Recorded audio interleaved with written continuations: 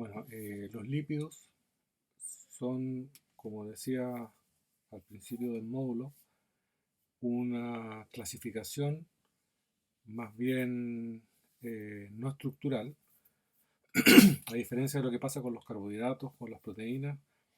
Los lípidos se clasifican como tales esencialmente por sus propiedades lipofílicas, eh, no ser solubles o tener una muy baja solubilidad en soluciones acuosas y ser mucho más solubles en disolventes orgánicos.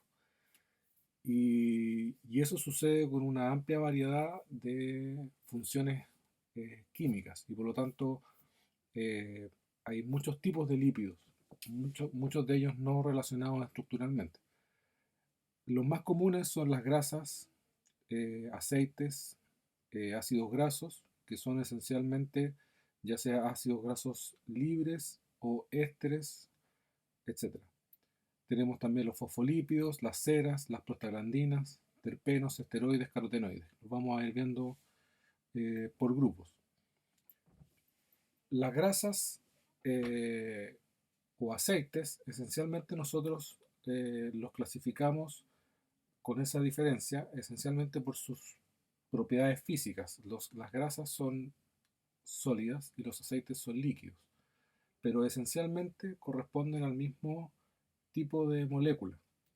¿Qué es una grasa o qué es un aceite? Esencialmente un triéster del glicerol, en donde el grupo R unido a los grupos carbonilo del éster son cadenas largas de varios carbonos, 10, 12, 15, etcétera, carbonos.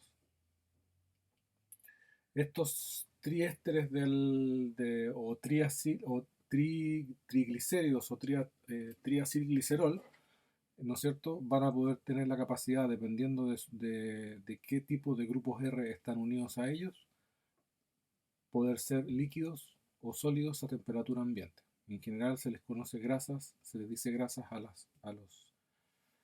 los triésteres que son sólidos y a los aceites a los que son líquidos, pero como les decía, esencialmente son lo mismo. Ahora, los ácidos grasos son los ácidos carboxílicos que resultan de la hidrólisis de estos ésteres de glicerol. Eh, Sus nombres dependen del número de átomos de carbono que cuenta la estructura y también del número y posición de las insaturaciones que puedan tener estas cadenas. Los grupos saturados, ¿no es cierto?, de 12, 14, 16, 18, 20 carbonos, se conocen como ácidos láurico, mistírico, palmítico, esteárico y araquidónico. Eh, por otro lado, estas mismas estructuras con números de carbono parecidos también pueden tener insaturaciones y la estereoquímica de esas insaturaciones también puede ser diferente. El ácido palmitoleico, por ejemplo, es un ácido que tiene el mismo número de átomos de carbono que el ácido palmítico, pero tiene una insaturación, un doble enlace en el carbono 9 y esta insaturación tiene una estereoquímica tipo Z o cis. Y así podemos ir viendo más de una insaturación incluso en el caso, por ejemplo, del ácido nilonénico, que tiene 18 átomos de carbono, pero tiene 3 insaturaciones, etc. Ahora, uno de los, digamos, de los ácidos grasos que nosotros conocemos, o tipos de ácidos grasos que conocemos y que aparecen mucho en la vida normal, es los ácidos omega 3 o omega 6. Y se hace mucho uso de estos nombres para indicar su presencia y los beneficios que estos tendrían, ¿no es cierto?, sobre la salud. Pero ¿qué es un ácido graso omega 3 o omega 6? Es esencialmente la posición de las insaturaciones que puedan tener estos ácidos grasos insaturados. ¿Okay? Eh, Cuando se refiere a omega 3, se está indicando de que el último doble enlace o la última insaturación en el ácido graso está a 3 átomos de carbono del final de la cadena. Y omega 6 significa que este doble enlace está a 6 átomos de carbono del término de la cadena. Ahora, ¿cuál es digamos, la importancia de este tipo de insaturaciones?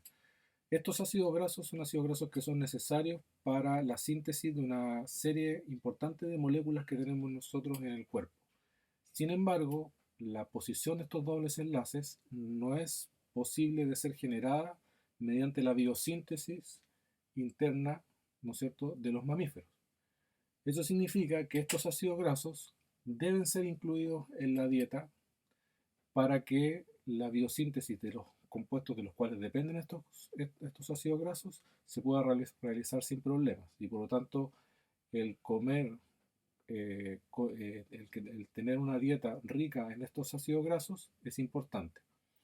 Hoy en día se sabe de que es más importante que simplemente ingerirlos, es la proporción en la cual deben estar en la dieta. En general, los ácidos omega 6 son bastante comunes y se pueden obtener muy fácilmente, mientras que los omega 3 son un poco más difíciles de contener y se encuentran esencialmente en los pescados. Por lo tanto, es importante estar consumiéndolos de forma frecuente. Ahora, ¿por qué algunos ácidos grasos son líquidos, o perdón, los triglicéridos, algunos triglicéridos son líquidos y otros son sólidos? Si esencialmente son todos triésteres de glicerol. La razón esencialmente tiene que ver con la tridimensionalidad de la molécula. Cuando uno tiene moléculas en donde su estructura es fácilmente empacable en términos de volumen, eso hace que el triglicérido, en este caso, ¿no es cierto?, tienda más fácilmente a formar sólidos que uno que su volumen le es menos favorable. Y eso en el caso de los triglicéridos se da esencialmente por la presencia de los dobles enlaces. Cuando hay un doble enlace, la estructura tiende a curvarse y por lo tanto hace más difícil el empaque de moléculas una encima de la otra y por lo tanto la estructura cristalina sólida es mucho más difícil de obtener. Y eso lleva a una disminución importante en el punto de fusión. Aquí podemos ver, por ejemplo, dos ácidos grasos, dos triglicéridos, en donde la única diferencia es la presencia de un doble enlace cis de uno de los ácidos grasos que lo componen, y eso lleva a una disminución importante del punto de fusión de más de 20 grados Celsius. Una derivación de este tipo de ácidos grasos son los fosfolípidos, en donde uno de los grupos ésteres se reemplaza por un ácido fosfatídico, ¿no es cierto? Este tipo de ácido también después puede formar ésteres como las cefalinas, las lisitinas y las fosfodietilcerinas, que, ¿no es cierto?, van a generar un polo de polaridad mayor que el resto de la molécula. Y eso lleva a la formación de una molécula que es ambifílica. Tiene una parte muy apolar, que es la parte de los ésteres de cadena larga, ¿no es cierto?, que estamos viendo en el carbono 1 y 2, R1 y R2, pero tenemos un polo, ¿no es cierto?, iónico, en donde podemos tener una carga positiva, una carga negativa, etc.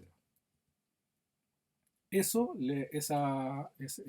tipo de ambifilia le permite ser parte de la estructura de las capas celulares, ¿no es cierto?, de las fronteras celulares, en donde generan membranas que tienden a tener su parte más apolar hacia adentro y la parte más polar expuesta al medio acuoso, ¿no es cierto?, de la célula hacia afuera. Y esto le permite tener una pequeña, digamos, frontera entre diferentes partes de la célula o de la célula con el medio exterior, digamos. Ahora, estas capas en principio serían bastante débiles, ¿no es cierto? Porque serían esencialmente una suerte de grasa muy livianita, pero esto se puede arreglar con la presencia de moléculas de colesterol, que vamos a ver más adelante, también se consideran lípidos, y son moléculas muy apolares que pueden entrar en la estructura interna de estas bicapas lipídicas, y, pero a diferencia de las estructuras de las de cadena, son bastante más rígidas, y eso lleva a la rigidización de estas membranas fosfolipídicas.